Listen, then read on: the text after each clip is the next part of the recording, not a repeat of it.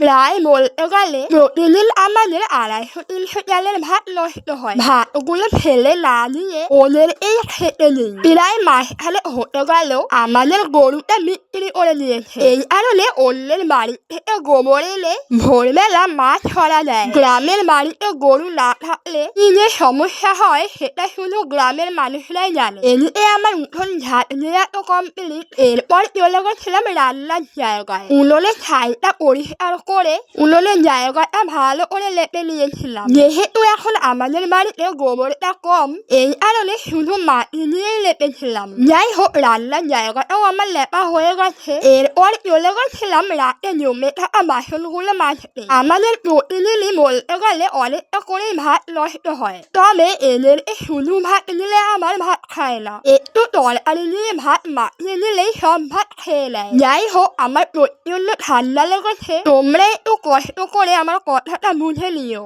এদিকে আমরা উনুনে রান্না করেও আমাদের হাঁড়ি কড়াই কেন কালি হয় না জানো তো? কারণ আমরা রান্না করার আগে হাঁড়ি কড়াইতে ছাই মাটি মাখিয়ে নিই এবং রান্নার শেষে একটা কচবাইট দিয়ে ঘষা দিলেই সমস্ত কালি উঠে যায়। এদিকে আমরা ঠিক করেছি এই কুমড়ো গাছটা উঠোনেই লাগাবো। কুমড়ো হলে বাড়ির উঠোনেই হোক। চলো, খুব তাড়াতাড়ি একটা রান্নার ভিডিও আসছে, তোমরা দেখতে যেন ভুল করো না। তো আজকের মতো টাটা, দেখা হচ্ছে নেক্সট ভিডিওতে।